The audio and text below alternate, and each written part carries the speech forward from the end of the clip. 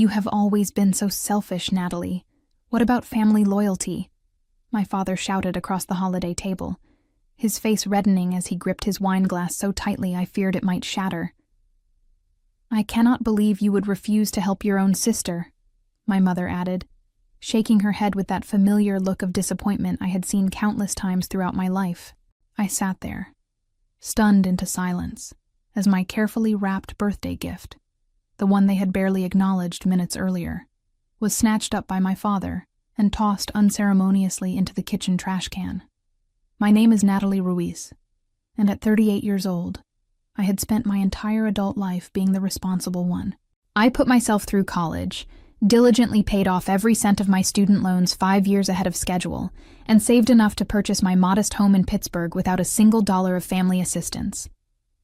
All while my younger sister Vanessa drifted between business ventures that inevitably collapsed due to her poor planning and financial management. The request from my parents had been breathtaking in its audacity. Sell my home, the one thing I had worked tirelessly to achieve, to bail out Vanessa's failed boutique, her third failed business in 5 years. When I gently but firmly declined, explaining that I couldn't sacrifice my financial security, I became the villain of the family narrative once again. Somehow, standing up for myself made me ungrateful in their eyes. The irony of the situation wasn't lost on me. The mortgage papers for my parents' house bore my signature as guarantor, a fact they conveniently overlooked whenever they criticized my life choices. When their credit couldn't qualify for their dream home 7 years ago, I had stepped in without hesitation. No conditions. No complaints. Just what I thought family was supposed to do for each other. Looking across the table at Vanessa, I noticed she couldn't meet my eyes. Perhaps some part of her recognized the injustice of the situation, but she remained silent as our parents continued their barrage. The tension in the room was suffocating, weighing down on my shoulders like an invisible boulder. Years of similar moments flashed through my mind. Always being expected to sacrifice while Vanessa was coddled, always being the emergency fund while she pursued her dreams without consequence. Something inside me shifted. The familiar urge to apologize, to acquiesce just to keep the peace, evaporated. In its place, a calm resolve took hold. I knew what I needed to do, what I should have done long ago. I excused myself quietly from the table, my chair scraping against the hardwood floor as I stood. "Where are you going?" my mother called after me, her tone suggesting I was committing yet another offense by leaving. "To my car," I replied simply. "I'll be right back." Growing up as the eldest daughter in the Ruiz family had always meant one thing: responsibility. From a young age, I learned to be the dependable one, the steady hand, the voice of reason. While Vanessa was encouraged to follow her passions and express herself freely, I was subtly guided toward pragmatism and sacrifice. "You're the sensible one, Natalie," my mother would say, as if it were the highest compliment. What she really meant was that I could be counted on to clean up everyone else's messes. Our parents owned a small insurance agency in Pittsburgh that provided a comfortable living, but never quite enough to fund both Vanessa's expensive tastes and their own lifestyle. Somehow, the shortfall always became my problem to solve. When Vanessa needed money for art school in New York, I delayed my own graduate studies to work extra hours. When she dropped out after 2 semesters to find herself in Europe, I covered her credit card debt. When our parents wanted to renovate their kitchen, I contributed a significant portion of my savings. The pattern continued into adulthood. While I built my career as a financial analyst at Gravora Group, carefully saving and investing, Vanessa bounced between creative endeavors that inevitably ended in financial disaster. First the photography studio, then the handcrafted jewelry line, and finally the boutique clothing store. All funded with family money and all mismanaged into oblivion. Yet somehow, in the family mythology, Vanessa was the brave dreamer, while I was just boring. Reliable Natalie with her spreadsheets and emergency fund. 7 years ago, when our parents decided to purchase their dream home, a sprawling Victorian in an upscale neighborhood they couldn't actually afford. They came to me with earnest expressions and familiar appeals to family loyalty. "The bank needs a guarantor," my father had explained, sliding the paperwork across my kitchen table. "Just a formality, really. We'll make every payment." I hesitated then, sensing the weight of the commitment, but ultimately signed. After all, they were my parents. They had raised me, supported me in their way, and they promised this would be the last time they needed my help. It wasn't. Each year brought new emergencies that required my financial intervention. Each time, I told myself it would be the final time. Each time, I was wrong. The breaking point came gradually, then suddenly, like bankruptcy, as Hemingway might say. Small resentments accumulated, the forgotten birthdays, the dismissive comments about my career, the way they celebrated Vanessa's smallest achievements while taking my stability for granted. But I never expected the holiday dinner to become the final straw. When I returned to the dining room, file folder in hand, my family had already moved on to dessert, as if nothing had happened. My half-eaten dinner had been cleared away. My empty chair pushed in. The message was clear. The conversation was over, and they expected me to fall in line as I always had. "What's that?" my father asked, eyeing the folder with mild curiosity as I set it on the table. "Something I've been meaning to discuss with you both," I replied, my voice steadier than I expected. "I think now is an appropriate time." My mother's spoon clinked against her dessert plate as she set it down. "Really, Natalie? You're going to ruin the holiday with more drama?" The audacity of her statement after what had just occurred almost made me laugh, but I maintained my composure. I had rehearsed this moment in my mind many times, never quite believing I would follow through. But throwing my birthday gift in the trash, that casual cruelty had crystallized something for me. "I'm not here to create drama," I said, sliding the folder toward my father. "I'm here to clarify our financial arrangements going forward." My father opened the folder with furrowed brows.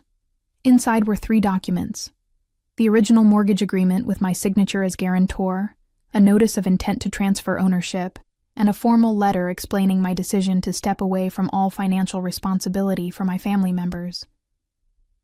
As he read, I could see the color drain from his face. My mother, sensing his distress, leaned over to read along, her expression morphing from annoyance to disbelief. "What is this?" she whispered, looking up at me with wide eyes. "It's exactly what it appears to be," I replied calmly. "I'm removing myself as guarantor of your mortgage. I've transferred my stake to Aspen Capital Partners, a private equity firm that specializes in these arrangements." Vanessa, who had been scrolling through her phone, finally tuned in to the tension. "What's happening?" My father's hands trembled slightly as he set down the papers. "Your sister is abandoning us," he said, his voice a mixture of anger and fear. "After everything we've done for her." I felt a twinge of guilt, the programmed response of a lifetime, but pushed past it. "I'm not abandoning anyone. I'm simply establishing boundaries that should have been in place long ago." I explained that Aspen Capital would be contacting them within the week to discuss payment options. They could refinance, sell the house, or work out an arrangement with the firm. What they couldn't do was count on me to bail them out anymore. "You can't do this," my mother said, her voice rising. "We're your parents." "I can, and I am," I replied. "Being family doesn't mean I have to set myself on fire to keep everyone else warm. I deserve the same respect and consideration I've always given all of you." Vanessa stared at me, finally meeting my eyes across the table. For once, she looked genuinely shocked. Perhaps at the situation, perhaps at seeing me stand up for myself at last. The days following the holiday dinner unfolded in a blur of accusations and desperate attempts to make me reconsider. My phone buzzed constantly with messages and voicemails, each more frantic than the last. "You've always been jealous of your sister," my mother claimed in one particularly hurtful message. "This is just your way of punishing us all for loving her, too." My father took a different approach, alternating between rage and manipulation.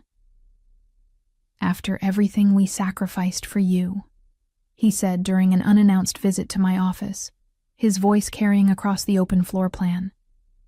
"This is how you repay us?" I ushered him into a conference room, keenly aware of my colleagues' curious glances.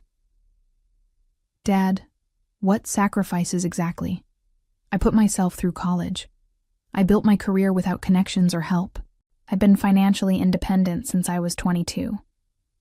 "We gave you life," he exclaimed, as if that entitled them to ownership of mine. "We raised you."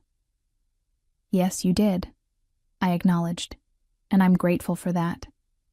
But it doesn't mean I owe you my future." He left in a huff, but not before suggesting that if I just lent Vanessa enough to relaunch her boutique, perhaps $200,000, they might consider letting me stay on as guarantor of their mortgage instead of requiring me to sell my house outright. The audacity was breathtaking. They weren't even trying to negotiate. They were still making demands. Meanwhile, Vanessa employed a more subtle tactic, the false olive branch. "I never asked them to pressure you like this," she said over coffee at a neutral location. Her eyes were wide with practiced sincerity. "I just mentioned I was having financial difficulties, and they took it upon themselves to approach you." I stirred my latte slowly.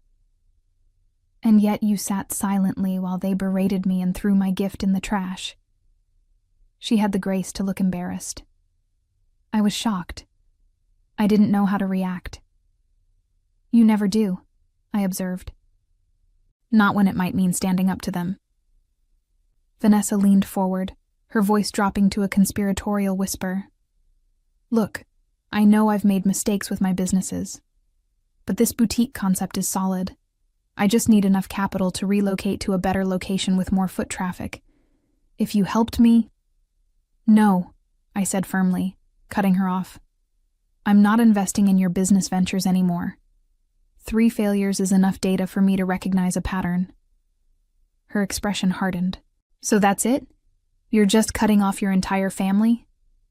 "I'm not cutting anyone off," I clarified. "I'm still here, still willing to have a relationship.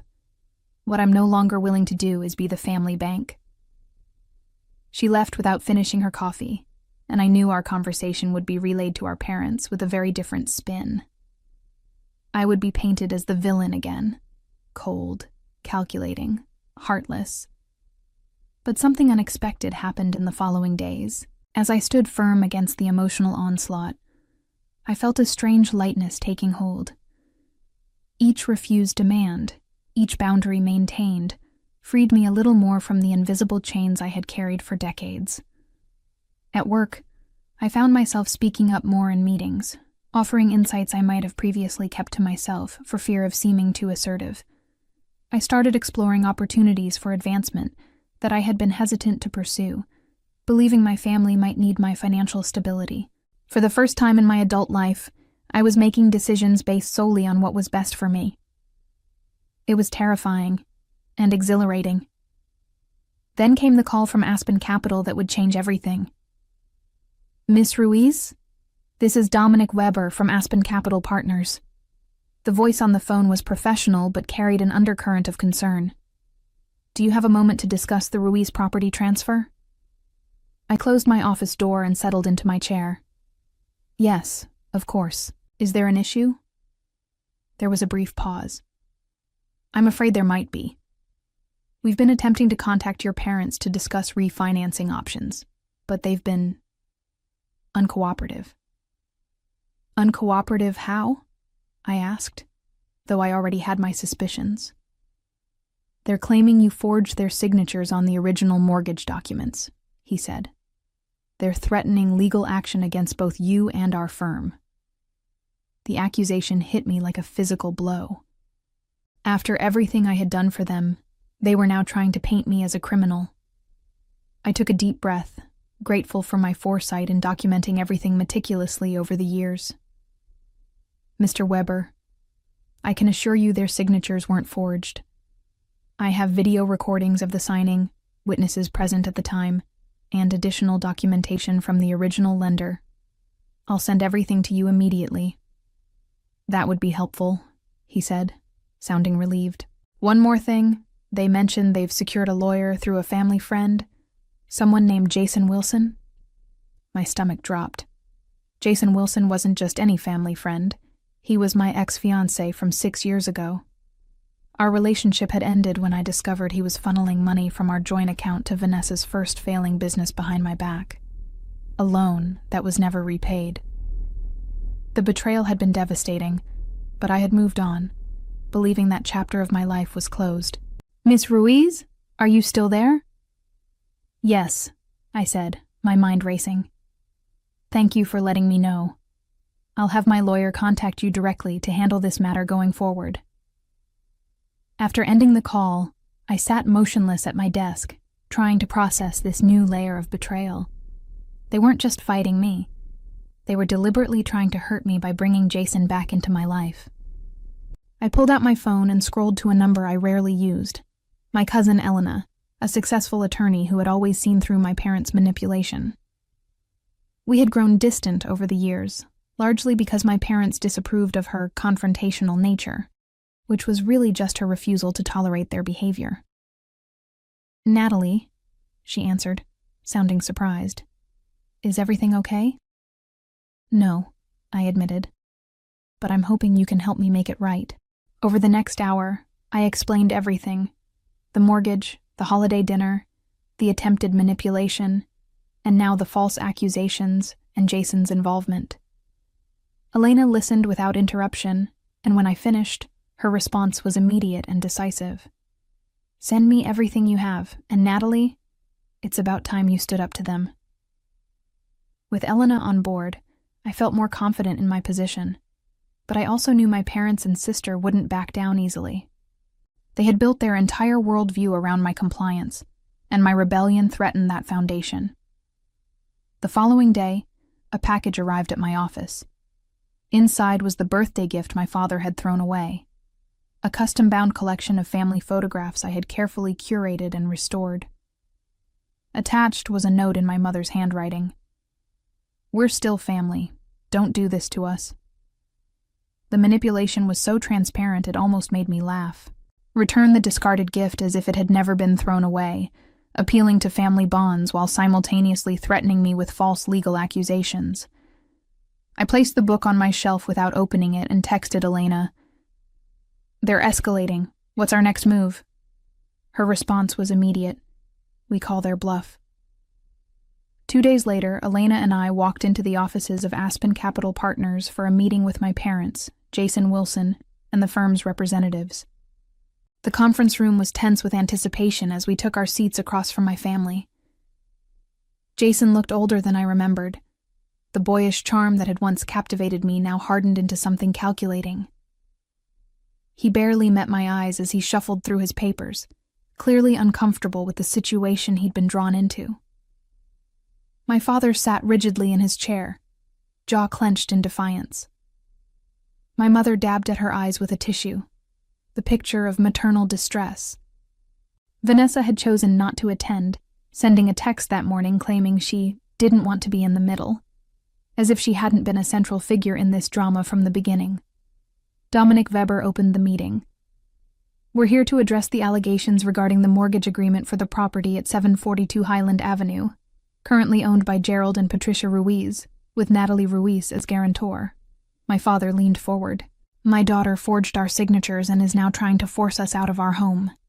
It's elder abuse, plain and simple. I remained silent, letting Elena take the lead as we had discussed.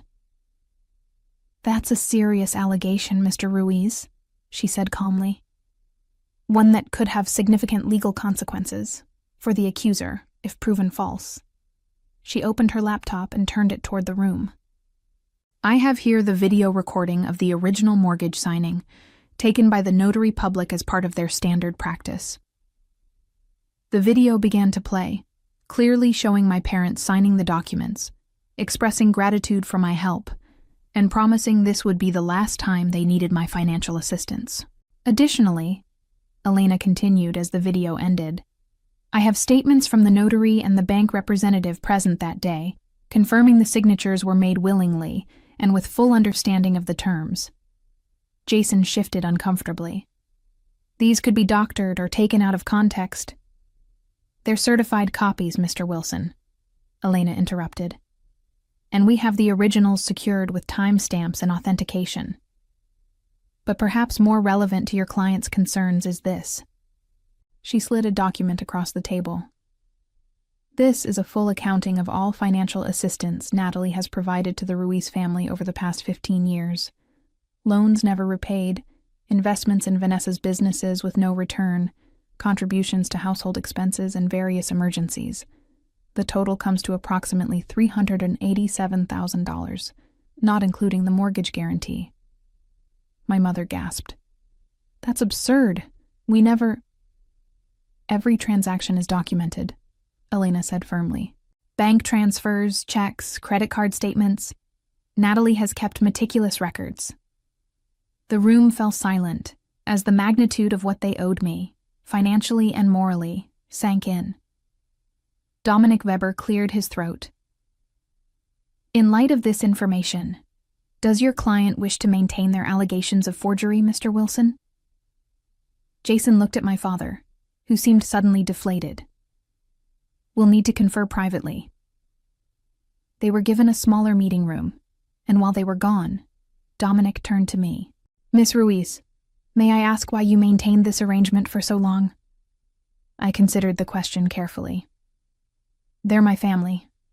I always believed that eventually they would recognize the imbalance and want to make things right. I was wrong.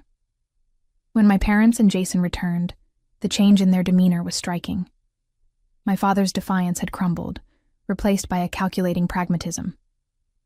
We're prepared to withdraw our allegations, Jason announced, and to discuss refinancing options for the mortgage. Elena nodded. That's a start. But there are additional terms my client requires before we can move forward. As she outlined my conditions, a formal acknowledgement of the debt they owed me, a legally binding agreement to cease all financial demands, and a commitment to family counseling, I saw something I had never witnessed before. My parents listening, truly listening, to my needs. It wasn't quite victory, but it was the beginning of something new. 3 months after the meeting at Aspen Capital, I sat across from my family at a restaurant chosen for its neutral territory.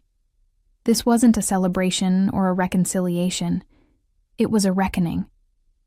My parents had sold their dream house. The Victorian that had been the physical manifestation of their entitlement now belonged to another family. They had downsized to a comfortable condo that better suited their actual financial situation and used the remaining equity to partly address their debt to me. They looked different somehow, smaller, less imposing. My father's perpetual confidence had given way to a quiet sobriety. My mother's theatrical emotions had been replaced by a careful restraint. We've signed up for the financial counseling program, my father said, sliding a registration confirmation across the table. The first session is next week. I nodded, accepting the paper without comment. It was one of my non-negotiable conditions, that they learn to manage their finances responsibly rather than relying on others to bail them out. And we've been talking to Vanessa about her spending habits, my mother added. She's agreed to meet with the counselor too. Vanessa, who had been uncharacteristically quiet, looked up from her menu.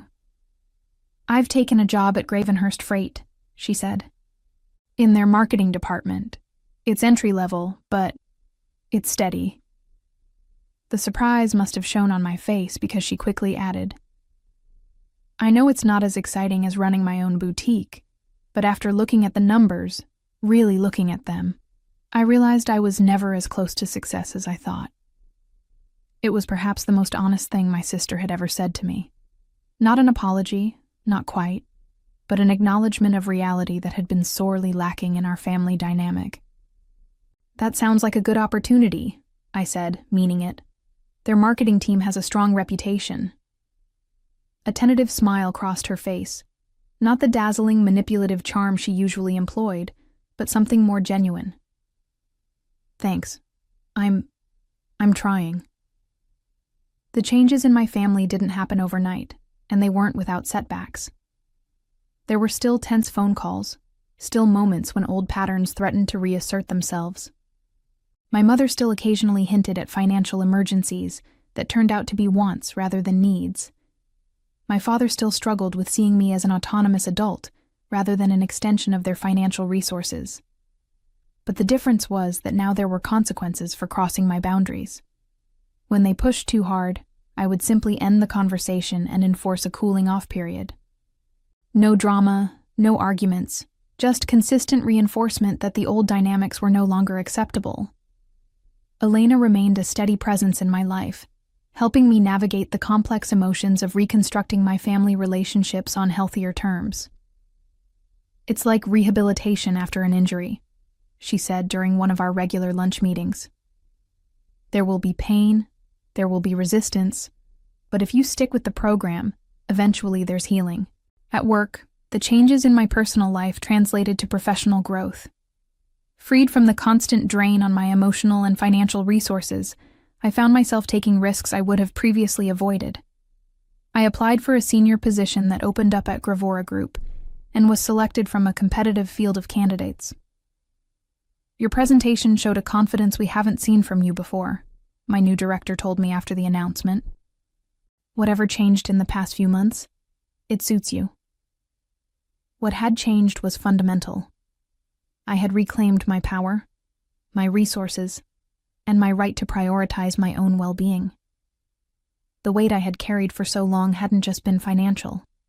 It had been the crushing burden of being needed but never valued, of giving without receiving, of love conditioned on sacrifice. The most surprising revelation came from Vanessa during a coffee meeting.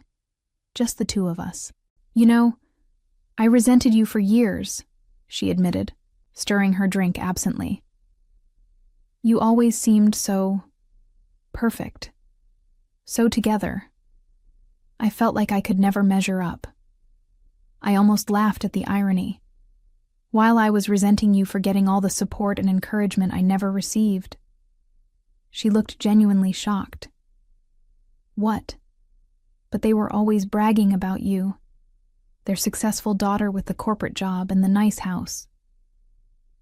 To others, maybe, I said. Never to me. That conversation marked a turning point in our relationship. Not an instant transformation into the close sisters we had never been, but the beginning of an honest dialogue that held the potential for something authentic. As for my parents, they were learning, slowly, reluctantly, that respect was a prerequisite for a relationship with me, not an optional extra. The family counseling sessions were revealing patterns that had been invisible to all of us, generations of financial manipulation and emotional control that had been normalized through repetition. The journey toward healing was just beginning, but for the first time, I was facing my family as an equal, not a resource to be depleted, but a person worthy of consideration and respect. The mortgage that had once bound us in an unhealthy dynamic had ultimately forced a necessary reckoning. Sometimes it seemed the most profound revenge isn't in causing pain to those who hurt you, but in reclaiming what should have been yours all along. Your autonomy, your dignity, and your right to define the terms of your relationships.